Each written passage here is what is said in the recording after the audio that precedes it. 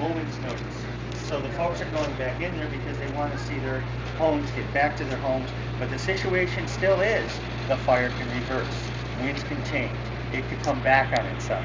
So they're going back to their homes with the idea they may need to leave at a moment's notice. And how bad is it in those areas as they're coming in? What are they finding? Well, and in a lot of cases, the areas have been burned over. Some people may find their houses have been burned over. They may find that their house is okay and their neighbor's house is gone. They may find that they've been unaffected.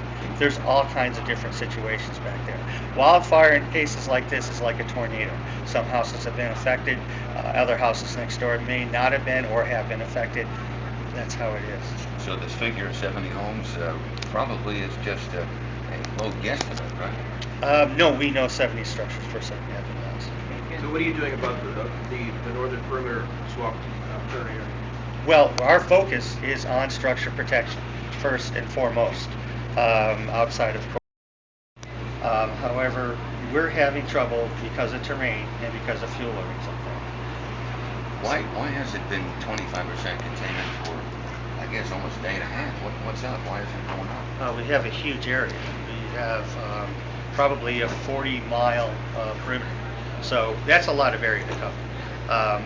We are focused, again, around getting people's homes protected, trying to defend those, and getting a perimeter and containment. So it's not Mother Nature that's been holding you back. It's more just strategy, I suppose. Well, to some degree, it's the strategy of being focused on some pinpoint areas, but getting containment, not letting it run. We're not focused on getting this entire fire out. We do have to do, some focused firefighting first, and then getting containment. We do not want a larger fire as well. But Mr. Reed was saying 5 to 7 days yesterday. What do you think? You still on target? Well, we don't have an expected date for containment at this point. Given the forecast for weather, making sure that we have firefighter safety, making sure we don't lose any more structures, we need to be focused on the day-to-day operations at this point. In your career, how would you describe the speed and scale at which these fires are made? At this point in time, we've been fortunate because of the weather we have. I would say we've been fortunate because of the air assets we have on hand, the dedication of the firefighters, and because we've had some fairly moderate weather. The forecast for weather over the next few days is of concern, and I'll say it in two ways. The forecast over the next couple of days, because of the potential for hotter, drier weather, the potential for unstable atmospheric conditions, which could bring erratic winds. And then also we've got 6 weeks of hot, dry weather still. We need to go through September. 30-day outlook is for above normal temperatures, below normal precipitation. So we've got a long time yet before we get any measurable significant rainfall. Do you anticipate any more people and more areas being, people there being let back in soon? Well, that's what we want to have happen, and that's why I say we still want to focus on getting people back in their homes. So we're working on that. We are doing the best we can, making sure that we can get people back in their homes by making sure fire is out around the already affected homes, areas around where there are fire going, advancing toward homes, and then and making sure we're getting containment so we don't further affect homes. So Mike, if I may go back, Mr. Reed's statement then, just to verify, the statement that yesterday 5 to 7 days full containment, that's no longer valid? Well, I wouldn't say that that's not valid. We're optimistic that we're going for containment. We always shoot for that, but we still have a significant fight ahead of us, and we're trying to do the best we can to get things done for the people affected and to get containment. How concerned are you about Saturday's forecast of dry lightning and 100-degree temps? Well, we're very concerned because it's the potential is the effect on firefighters for hydration, for maintaining their output, productivity over these kind of days. It's very, very stressful. It's very, very hard for them to keep going in these kind of conditions. And then dry lightning potential, new starts, erratic winds, pushing the fire in variable directions.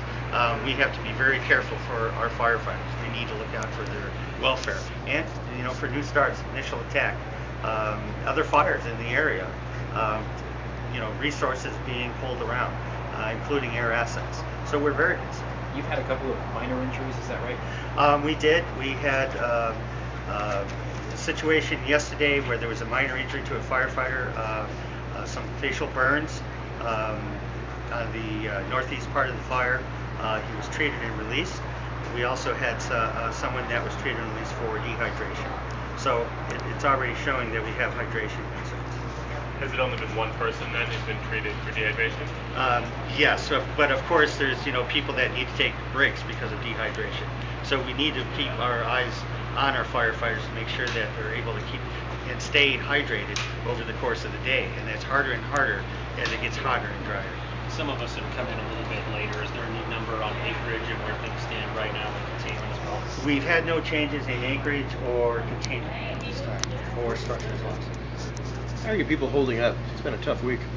It's been tough on the firefighters, but they're doing a fantastic job. I'm glad as a team, we can get in here and get new resources and try and get those folks that were in here, the local resources, the local firefighters, the sheriff's department, who were doing initial attack, who really had it hard that first 12, 24, 36 hours. Those were the guys that took it really the hardest. There are about 900 people here now, right? Are you expecting to see an increase in that number over the next few days? Well, we would like to have more resources, but at a preparedness level in the state at a 4 and nationally at a 4, with 5 being the tops, that's not very likely. I mean, we can request and we'll see what happens, but 6 more weeks of fire weather, that's going to be tough. We're lucky to be loaded this well. How many would you like ideally? Well, I mean, enough to keep putting it out, being able to rest people. We have a day and a night shift going. You'd always like more. Is there a number attached to that? There is no magic number, and we are well equipped at this time.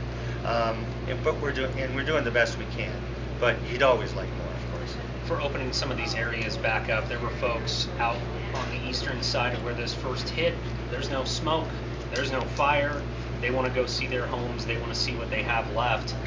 What's the timeline of letting some of those folks in? And you may have missed that. We have opened the east side of this. Chelan County, the Kittitas County Sheriff has let some of those folks back in. So they are coming in on some of those areas where it is cooler. Some people have been let in, even on the very southwest corner. So it has happened where we can.